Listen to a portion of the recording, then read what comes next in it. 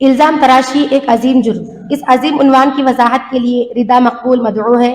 فلتتفضل مشکورا. السلام علیکم ورحمۃ اللہ وبرکاتہ. الحمد للہ رب العالمین، الصلاة والسلام علی رسولہ الکریم، اما بعد. قال اللہ تبارک وتعالی فی القرآن المجید والفرقان الحمید، فاعوذ باللہ من الشیطان الرجیم، بسم اللہ الرحمن الرحیم. معزز و مکرم صدر محفل، مشفق معلمین و معلمات اور عزیز سامعات، آج اس بزم سعید میں جس موضوع کی وضاحت کرنا چاہتی ہوں وہ ہے الزام تراشی ایک عظیم جرم.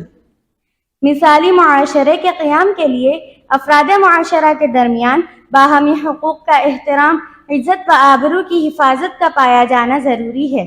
ایک مہذب اور سنجیدہ معاشرے میں اس بات کی گنجائش نہیں ہوتی کہ کوئی کسی دوسرے کی نجی زندگی میں جھانکے اور اس میں دلچسپی لے، بلکہ ایک دوسرے کی آبرو کی حفاظت اور راحت رسانی اس کی خاص پہچان ہوتی ہے. اس کے برعکس ایک دوسرے کی الزام تراشی اور عیب جوئی بیمار معاشرے کی علامت ہے. کسی فرد کو نقصان پہنچانے کے لیے اس کے بارے میں جھوٹی باتیں پھیلانا، افواہوں کا بازار گرم کرنا اور ناحق الزام تراشی یہ انتہائی گھناؤنی حرکت ہے. ایک باعزت انسان کی الزام تراشی اسے بے موت مار دینے کے مترادف ہے.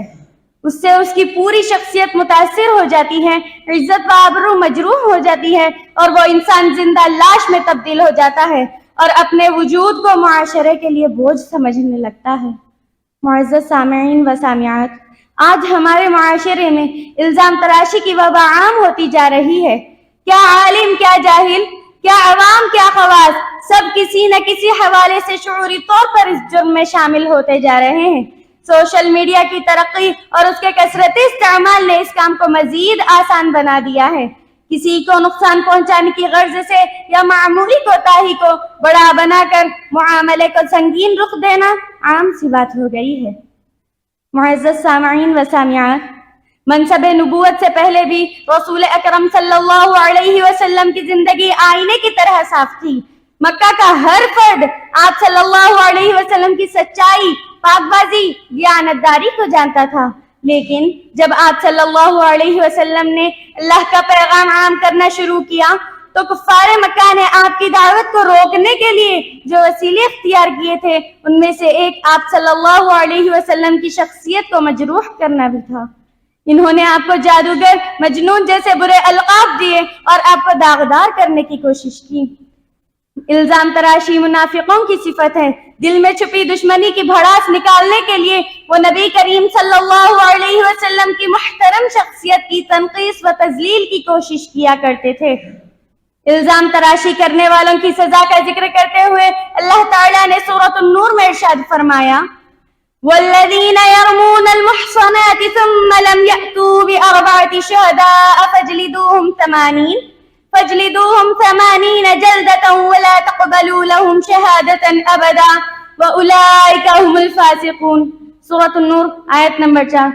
جو لوگ پاک دامن عورتوں پر زنا کی تہمت لگائیں پھر 4 گواہ نہ پیش کریں، انہیں 80 کوڑے لگاؤ اور ان کی گواہی قبول نہ کرو. معزز سامعین و سامعات، اجتماعی زندگی کی کامیابی کے لیے ضروری ہے کہ ہر انسان دوسرے انسان کا احترام کرے اور اس کی عزت و آبرو کی حفاظت کرے، اور ہر انسان کو اپنی عزت پیاری ہوتی ہے. کسی کی ذات پر کیچڑ اچھالنا گویا اس کی باعزت زندگی کو تباہ کرنے کے مترادف ہے. لہذا ضرورت اس بات کی ہے کہ مسلمان اسلامی اخلاق کی روح کو سمجھے اور اپنے آپ کو پیکر اخلاق بنا کر معاشرے کی تعمیر و ترقی میں حصہ لے. آخری میں اللہ تعالیٰ سے دعا ہے کہ اے اللہ، ہم تمام کو الزام تراشی جیسی مذموم خصلت سے اجتناب کرنے کی توفیق دے اور ہماری عزت و آبرو کی حفاظت کرے. آمین ثم آمین. وآخر دعوانا عن الحمد للہ رب العالمین. السلام علیکم ورحمۃ اللہ وبرکاتہ.